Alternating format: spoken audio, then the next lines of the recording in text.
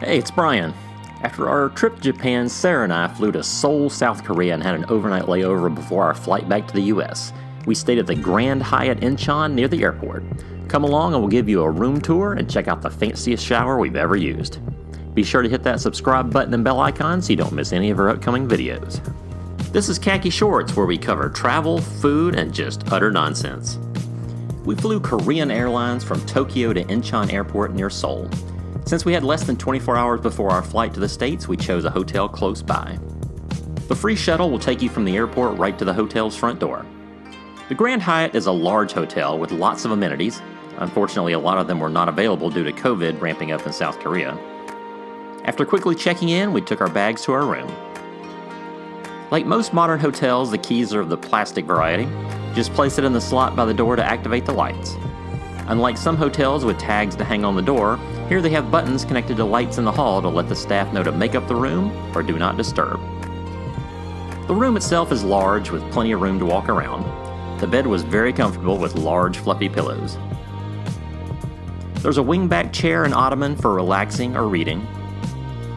A desk and chair is available for work or to pull out your laptop. There's a large television, which we never actually turned on, along with a small seating area.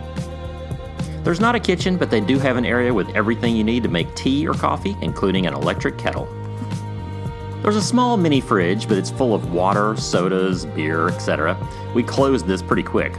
We've learned the hard way that some places actually have sensors, and if things get moved around, they think you consumed them, and it shows up on your bill. They also have a stocked liquor cabinet in case you feel like an expensive nightcap.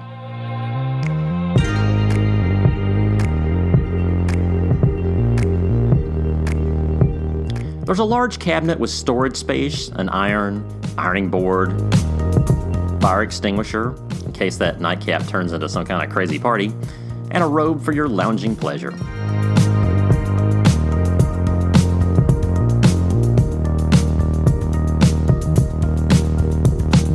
They also had the largest, most intricate safe I've ever seen in a hotel room. You know, just in case you need to store the Hope Diamond or something.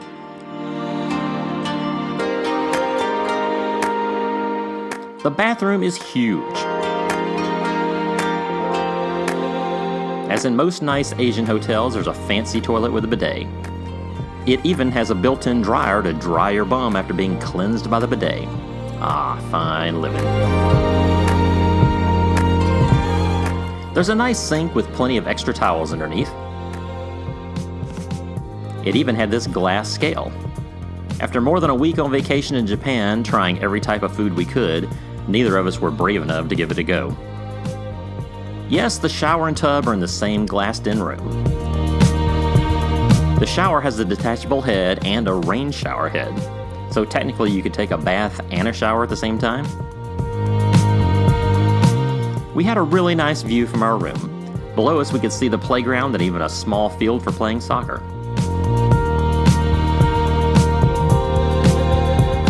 Across the street was the Paradise Casino.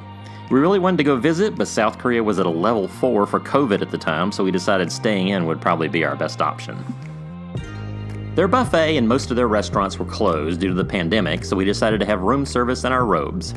Sarah had a Korean set with lots of different small dishes, and I went with salmon over mashed potatoes with bread. Pretty good dinner, and we got to really relax.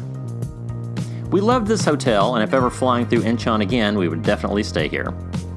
The next morning, we took the shuttle to the airport and headed back to the good old US of A. But not before meeting one of the airport's robots, which were still asleep and recharging. We saw them later wandering around. Thanks for coming along with us. Be sure to subscribe to our channel and hit that bell icon so you don't miss any of our upcoming videos. All hail to our robot overlords.